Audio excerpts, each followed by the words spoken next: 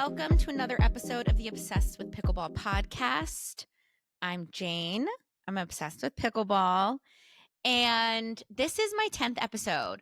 When I started recording this podcast, I said my goal is to do 10 episodes. And I've hit that goal. Very proud of myself because this is not easy. It takes up a lot of time. And I do have a full-time job. And I'm a full-time amateur pickleball player. And that is hard to keep up with. So I'm here solo today, and let's do this 10th episode.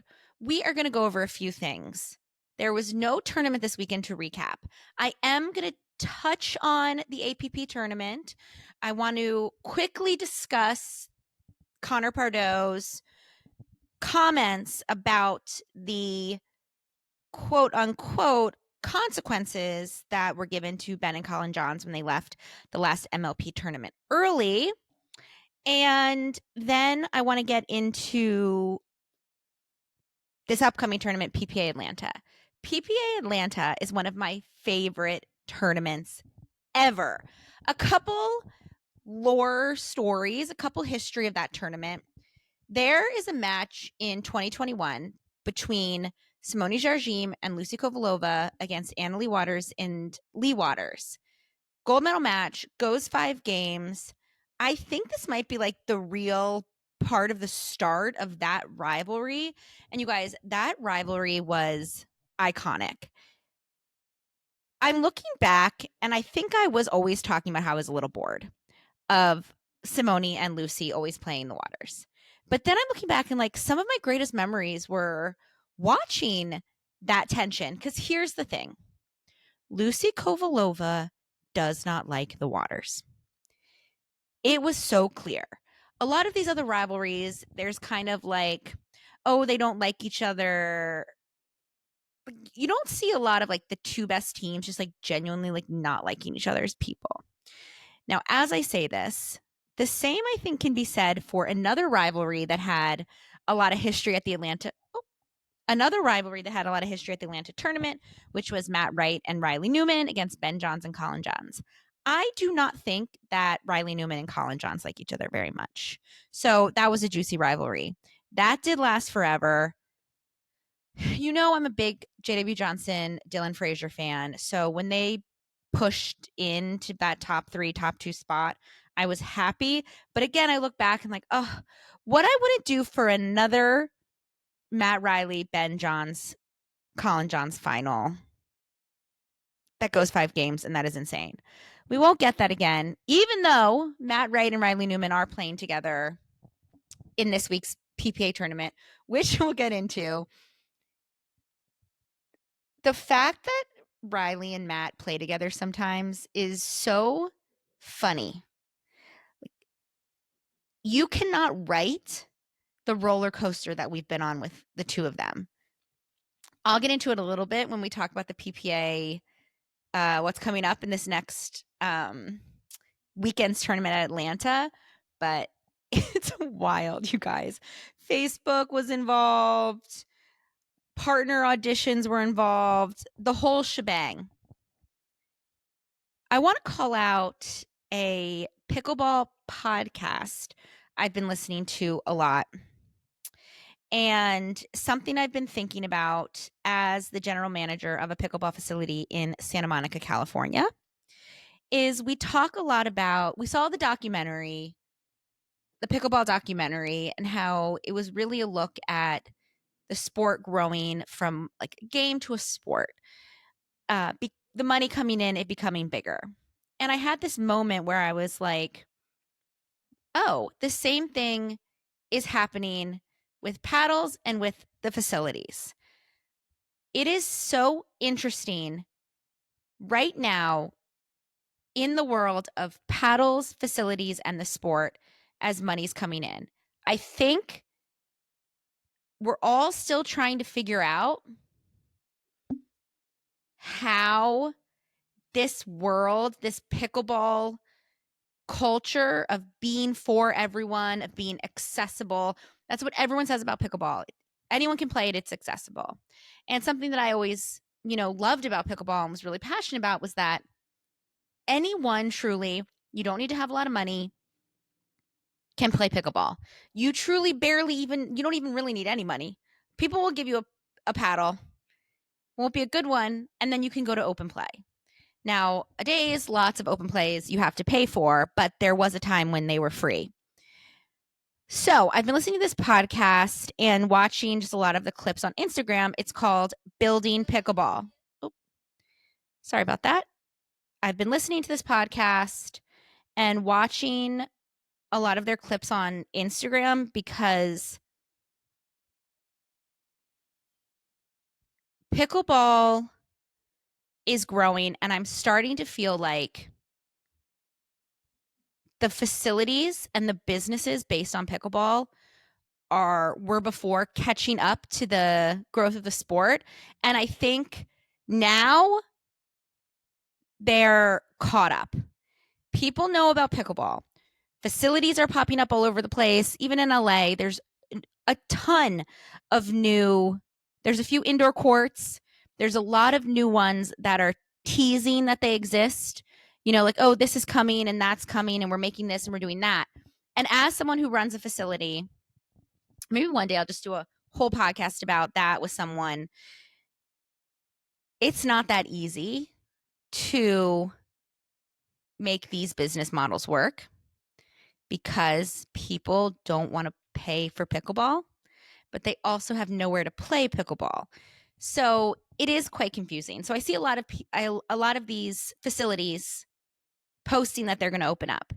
And in the back of my head, I'm always like, okay, like, let's see what happens. Let's see when we're going to run out of players, because free parks still exist. So we'll find out. Luckily, Pickle Pop has found its niche and we're crushing. We do a ton of events. This is not an ad for Pickle Pop. They don't technically sponsor this podcast yet, but I think any pickleball facility that comes around across the world, you have to figure out what you're going to provide besides pickleball. What are you giving to the customer that they can't get at the free court? And there's a lot of interviews and things on Building Pickleball that I found super interesting about that. They also talk about paddles in interviews with different pros and things like that.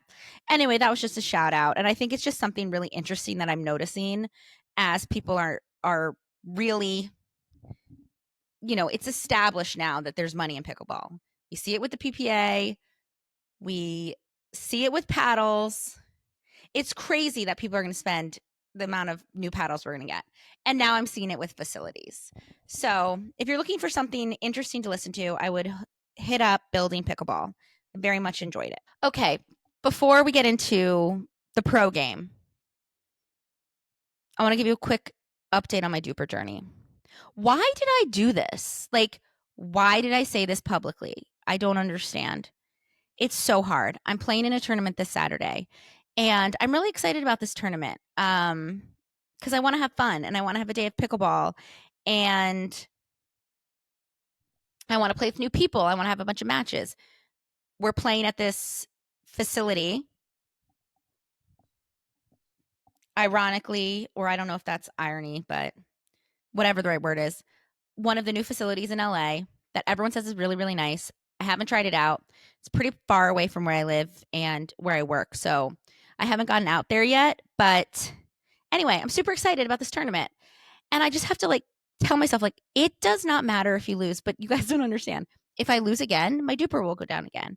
So how am I supposed to get my DUPR up if I physically can't perform under pressure? I'm going to have to, okay, here's an idea for a future podcast. Sports therapist or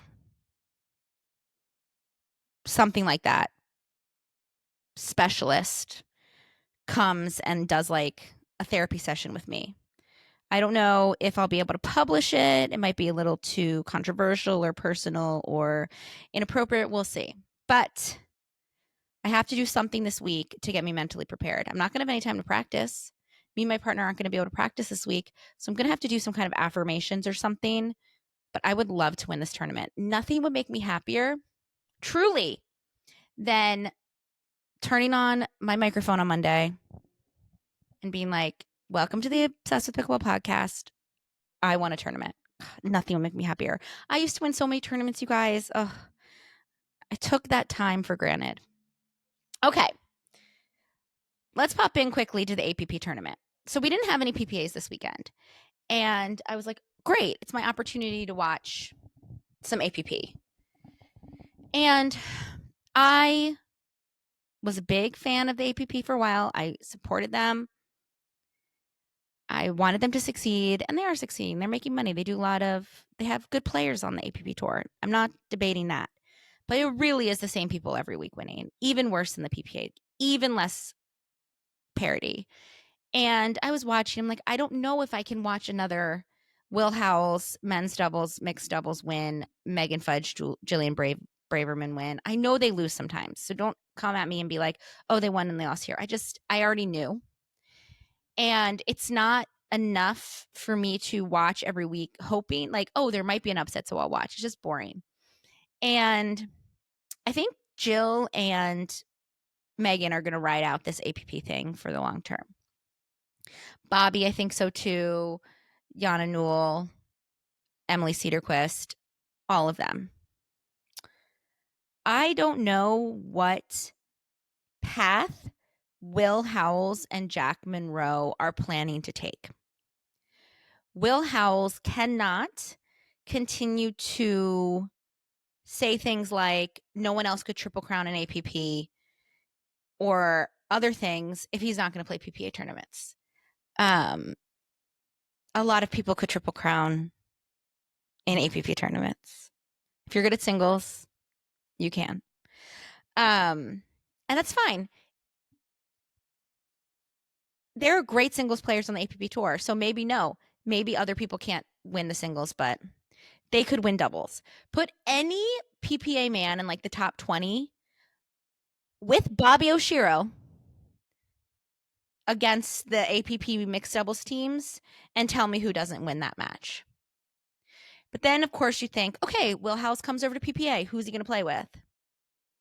Then I was thinking about this a lot because apparently that's like what I do. I just think about potential partnerships. Will Howells and Augie? Augie Gutt and Will Howells? Can we see that? Pablo and Will Howells? I'm just thinking about people who will play right with him if he's going to play left because I don't know. The top right-sided players aren't going to play with him. They're kind of locked in. If he wants to win, he needs kind of a wild card. So maybe Augie, maybe Pablo. They're not like tied down to anyone, and I think they're still considered like they're not Hayden or Gabe or Dylan or Christian. He could get them. But maybe what needs to happen is maybe Jack and Will need to put themselves in a PPA together and see how they do. But that's not what they're going to do because instead they're just going to keep winning APPs. And fine. Okay. Great. But it would be interesting. It's like what happened with Paris Todd. Paris was winning everything in the APP. But it was clear that she was never going to reach her potential until she switched over to PPA and played against better talent. And that's what happened. And now she's, top 5 women's, I'm thinking in my head, women's singles for sure, women's doubles, top 10, top 8. But she had to come over. Even though she was winning everything, she had to come over to the PPA. So yeah, the APP, I want to get invested in them and I can't. And I'm sorry. It's tough, but we have a lot of pickleball to watch. So I'm just being honest. I'm just being honest with you guys. I don't want to pretend like I watch everything anymore because I can't. I'm struggling to get into APP. I watched a lot of the matches. That being said, I watched a lot of it. I just didn't feel like there was too much to phone home about, except I will say this. The commentators, Dominic Catalano and Simone's husband, their commentating is so, in my mind, almost unbearable. All they do is talk about what the player did wrong that just lost the point. So you don't have Meech and like Dave Fleming be like, oh, her paddle face was up. That's why it went long. They're literally like picking apart the shot selection, the form, all the stuff, the players when they lose. And I'm like, oh my God, like you are not a pro player. It's crazy. I don't know if you have noticed this or not, but I would take Dave Fleming saying, we have snowmen in the desert every game, then have to listen to those two critique the players the whole time. It's crazy. It's crazy. It makes it hard for me to watch.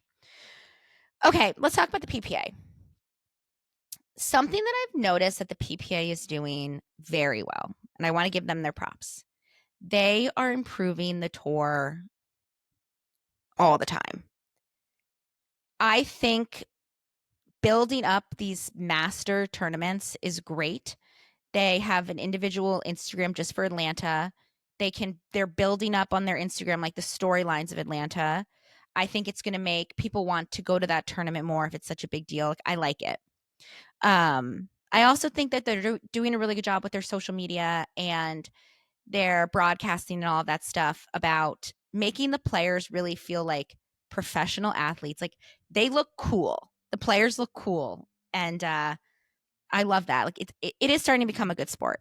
Like, look like a good sport. Like, it's starting to feel like someone who doesn't watch pickleball would tune into this and be like, damn, I love this. Now, if I could say the same thing about how the UPA is handling MLP, I would.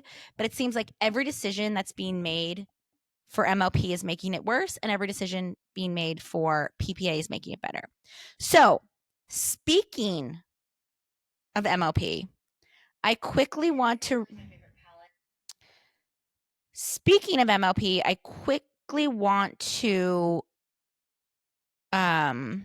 read off Connor Pardoe's response to the backlash from the lack of consequences for Ben Johns and Colin Johns after they left MLP Columbus halfway through the tournament after losses, complaining about the lights. Okay, so the Dink reported on this, and I know this has been talked about, in excess, but I have people who listen to this podcast, believe it or not, some people do listen regularly, who like this kind of thing and aren't all caught up. So basically, cliff notes with some quotes from Connor Pardoe. I don't think we realized the impact it was going to have on the rest of the event.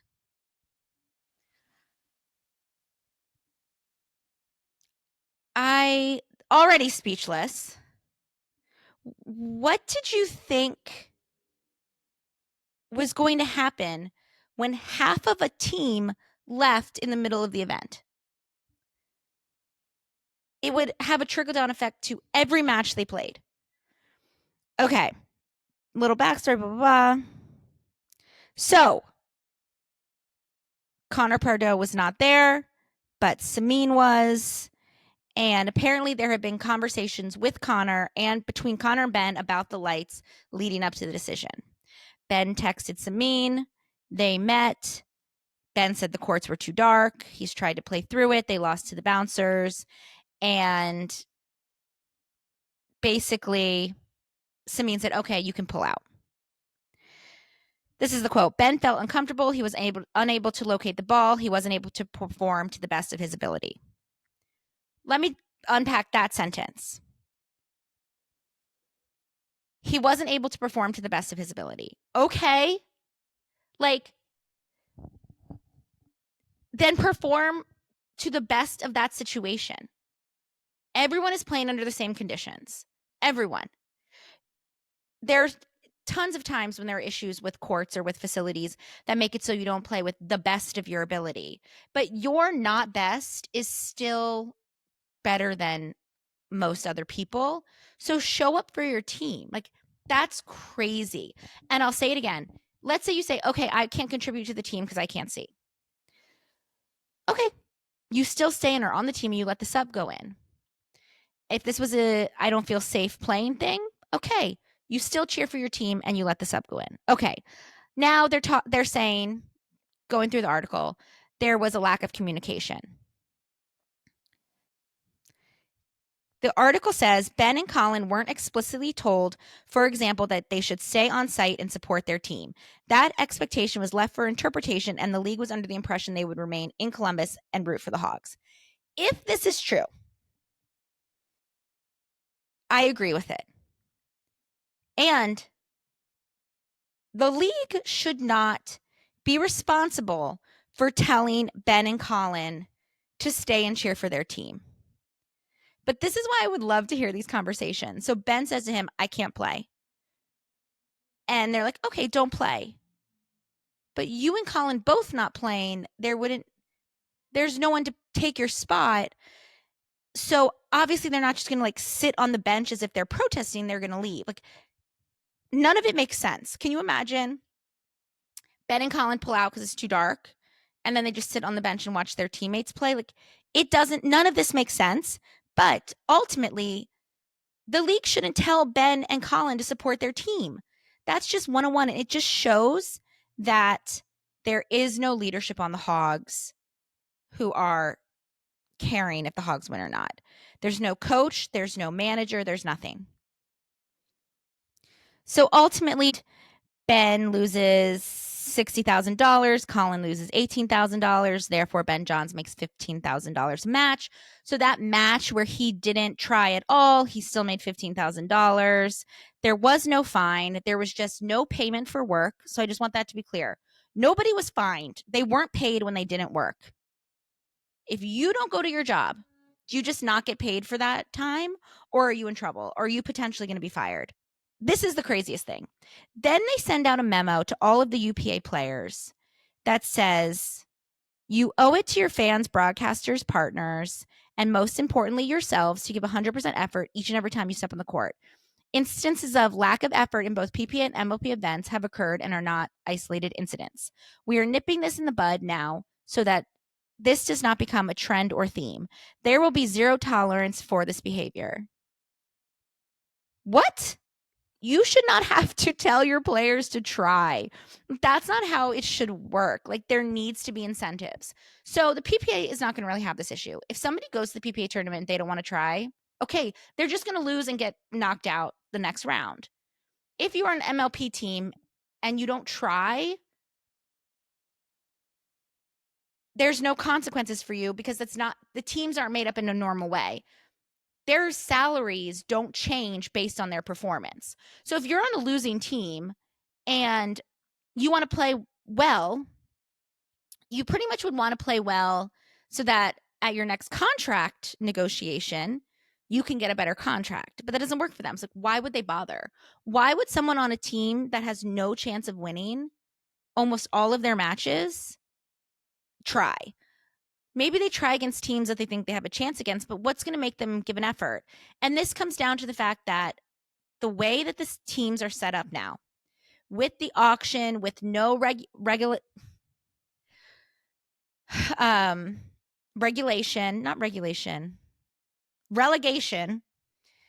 So the bottom teams didn't go challenger and the top teams didn't go premier. This team, the difference in skill level is just too drastic.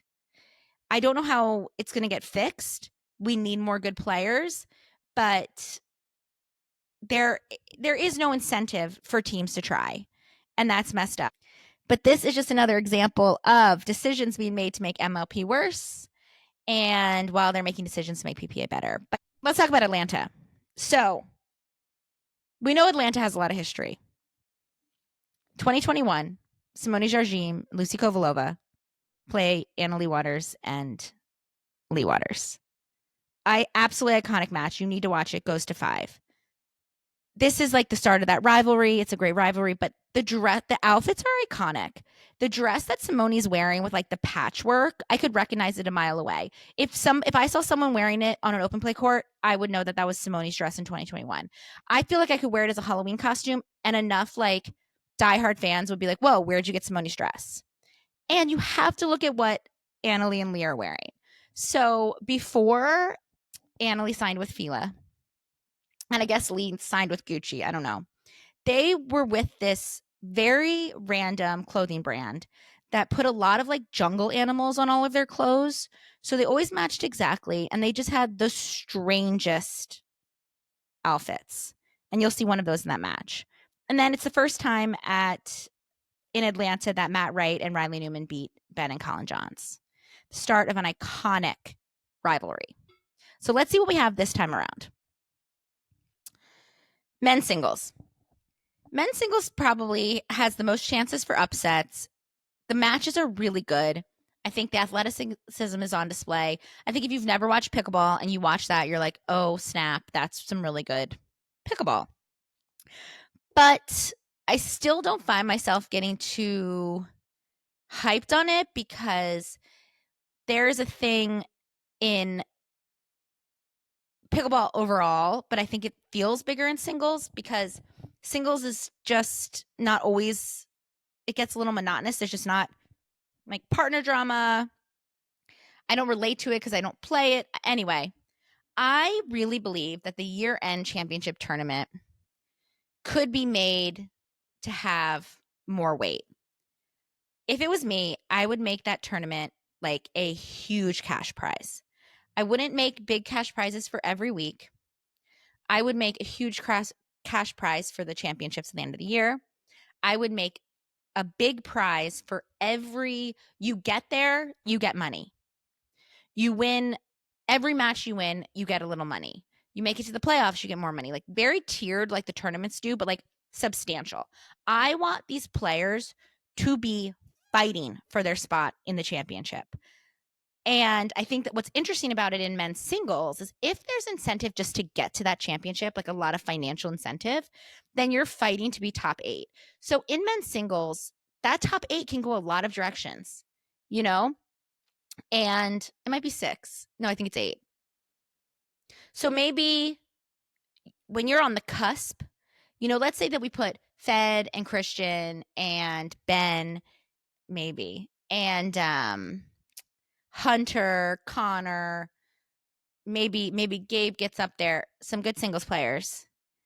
But then you have like those cusp people that are like teetering right there. I want to see them fighting for points every week, and I think that's a way to do it. This will also be the first time we see Ben Johns compete since the MLP drama. We don't always see him playing singles. He hasn't been doing well in singles, so it's definitely going to be interesting to see how he performs at this tournament. He'll be on championship court a lot, so tune in. Women's, same thing I'm saying with men's doubles.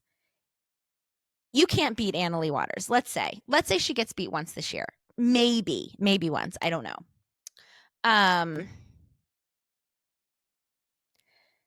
But if you are fighting for a spot in the finals that has a huge cash payout just for getting there, another huge payout for X and X and X, not only are you going to be fighting for those points, but you're going to be fighting for seeding. So right now, Paris is on the same side as Annalie. So she's going to have to probably, if she has a great tournament, play Annalie in the semifinals. On the other side, you have Kay Fahey and Caitlin Christian. So if they have good tournaments and they meet in the semifinals, it could go either way. And you have players like Catherine Parento, who's now 7th seed.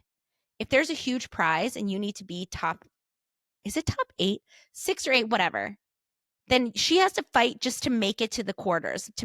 A semis run is huge. Like those still need to matter. Like even if you're not going to win a medal, if making it to the quarters consistently and making it to the semifinals sometimes gets you that money for making it to the championship, that's huge. If this is already happening, please let me know. But I think it should be advertised. Like this is the standings right now, heading towards this huge championship. This is the prize payout. This is what they're all fighting for. I think that would help like really raise the excitement level. It feels like we haven't seen a PPA tournament in so long, you guys. I'm so excited. Okay, so mixed doubles. We have Ben Johns and Annalie Waters with the number 1 seed. But in their part of the bracket, we have Riley Newman and Lindsay Newman playing together. Oh my God. Lindsay Newman is one of my all-time favorite players ever. She's such a queen. Her and Riley were like the OG rivals to Ben Johns and Simone Jardim. Like 2020, 2021. This is old school pickleball. And if you were lucky enough to have tuned in at that time and seen like the intensity of Lindsay against Ben, like it's just so good. We could see them play this tournament. I would be super happy.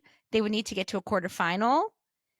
But I think they have to hit up Anna Bright and Kwang Duong to do that. Now, I don't know. I have to double check. Let me double check the bracket. That's what I thought before. Oh, no, they wouldn't have to face them. The bracket's a little hard to read on my phone. Okay, so if they play well, we could see an Annalie Waters, Ben Johns versus Riley Newman, Lindsay Newman showdown on championship court. I hope they can have fun with it. Ugh, I can't wait. So Anna Bright and QD are playing together. This is coming off. They're both coming off of like some boldness. So Anna Bright is coming into this tournament after leading her St. Louis Shock undefeated in MLP so far. Not only undefeated, but looking like unbeatable. I mean, right now, them and the Flash, I think, are riding high at that top spot. You never count out the fives, but like I see weaknesses in the fives. Right now, I don't see any weaknesses in the Shock. Any.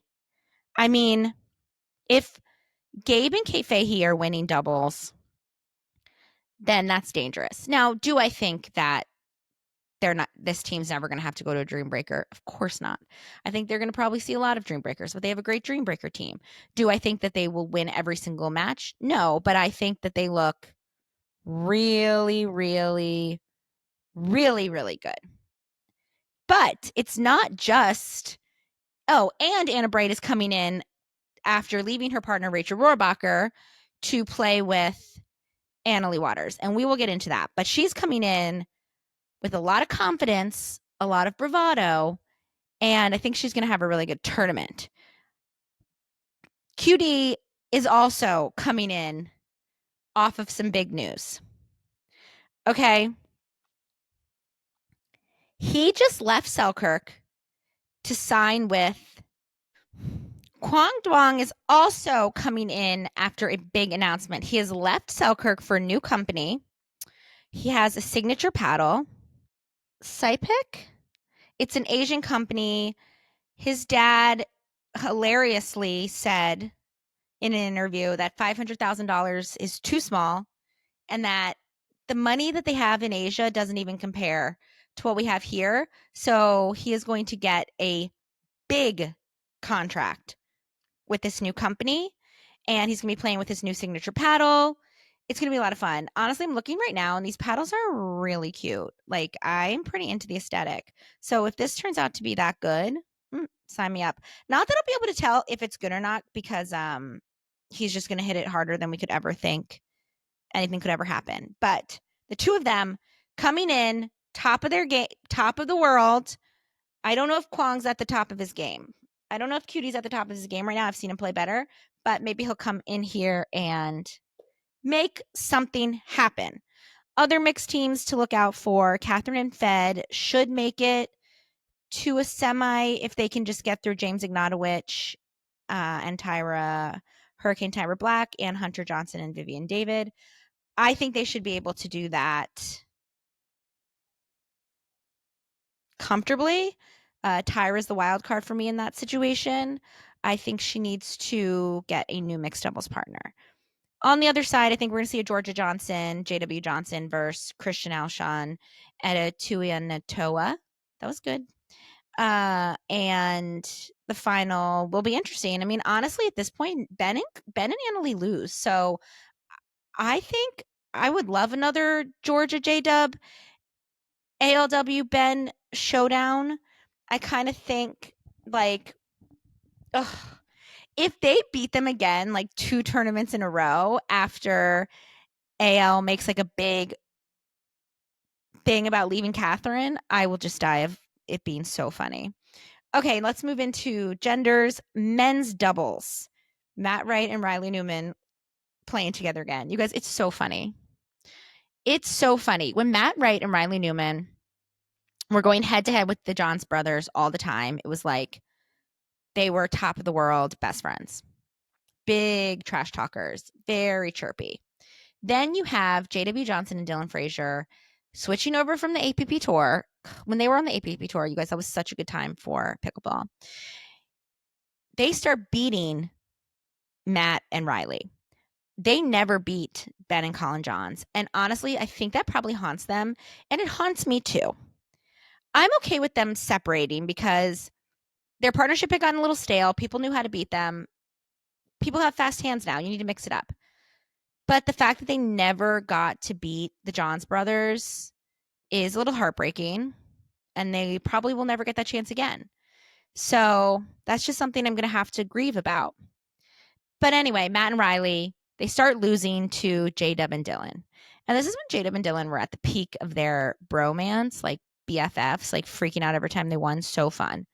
So what starts to happen now that they've stopped beating the Johns brothers, that they start losing to J-Dub and Dylan kind of back and forth, is it's like, is Matt holding Riley back? And I think in that partnership, Riley was obviously the alpha. And Matt is getting older. And other newer, faster, fresher players were hitting the scene. Jim Kloss, a pickleball, let's say know-it-all, was on this rampage that Riley has to dump Matt, and would write these novels on Facebook. And it's like, even if you agree with that, it was so strange. First of all, this is how you get a job, girlies. He would just write novels on Facebook, unprovoked, unrequested, just all of his opinions on Facebook. Now, is it exactly the same thing I'm doing right now? Sure, definitely. But he was like kind of mean and really acted like he knew. I'm just like, I don't understand the qualifications that you have to be making the statements that you do. And I think just in general, he rubs people the wrong way.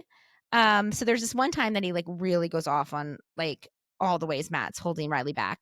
And all these other pros like make comments in the comment section about how he's wrong. Obviously, Lucy, his girlfriend. And then like even Ben Johns says like, you're dumb because of X, Y, and Z. So it was a big thing. So Riley finally breaks up with Matt. And this is when Jim Kloss should have helped Riley a little bit more. Because there is some kind of like weird universe thing that happens where when you're the person who leaves your partner, it could end up, even if you're the better player, you kind of might get screwed. And I think why that happens in pickleball sometimes is because if a left side player breaks up with their right side partner, the right side partner has so many options of alpha lefties that they could play with. I think it happens in mixed and men's. And it's just funny. So what happens is Riley starts auditioning people and he says, I'm going to start playing with Julian Arnold and AJ Kohler. Like, I could have told him this was a bad idea. Julian Arnold is an alpha left side player. He's hot and cold. He's high energy. Riley's high energy. It's too much. They're burning too bright. And they're getting each other's way. And then AJ Kohler is just not consistent or reliable at that time. And Riley wants to carry the team. He wants to be all over the court. He wants to be crazy. And you can't do that when your right side player, who's supposed to be like more of a rock, is missing dinks into the net consistently. So that didn't work. Then I said he should play with Thomas Wilson, and he did, and they almost beat the Johns brothers, and it was an epic battle. I think that was at the championships.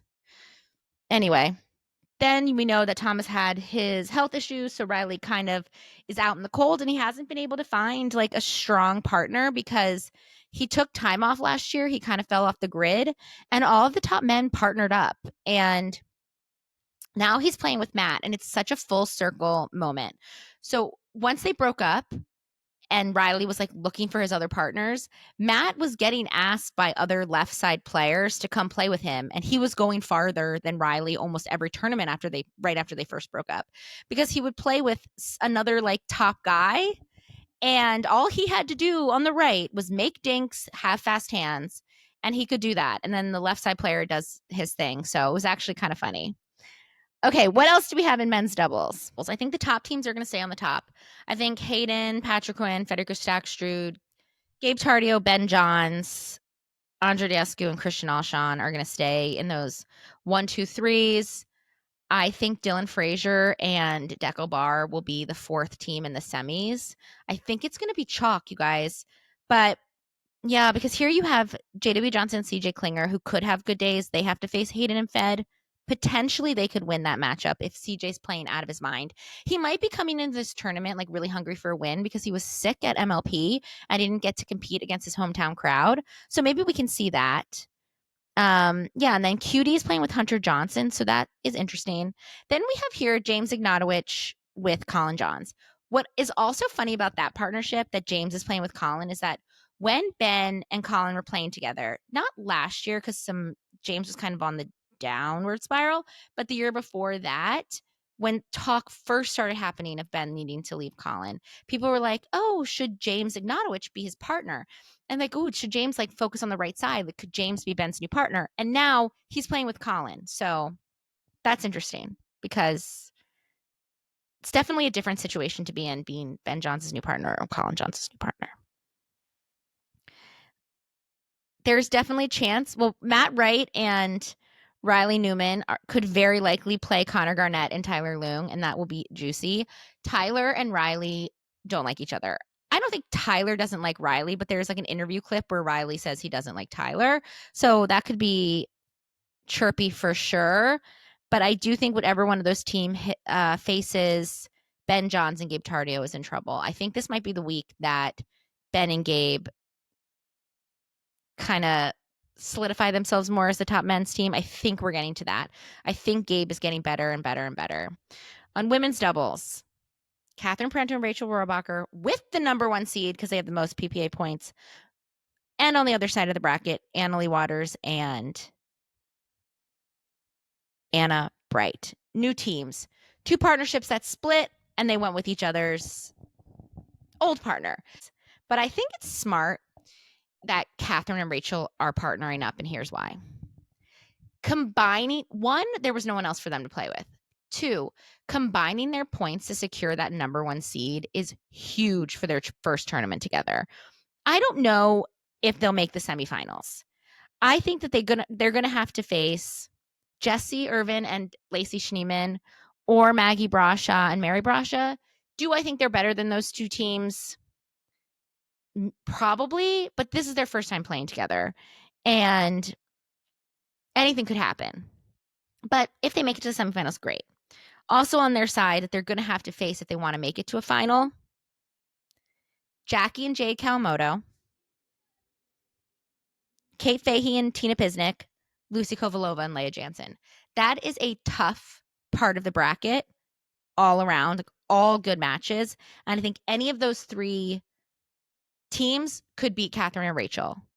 Lucy and Leah against Catherine and Rachel would be crazy. Leah and Catherine have a lot of history, and I think there's just a lot of layers to Annalie breaking up with Catherine. And I think Leah has a lot of feelings about how Catherine manages her partnerships. So that like semifinal would be crazy. And then on the other side, Annalie Waters and Anna Bright, I expect them to win this tournament.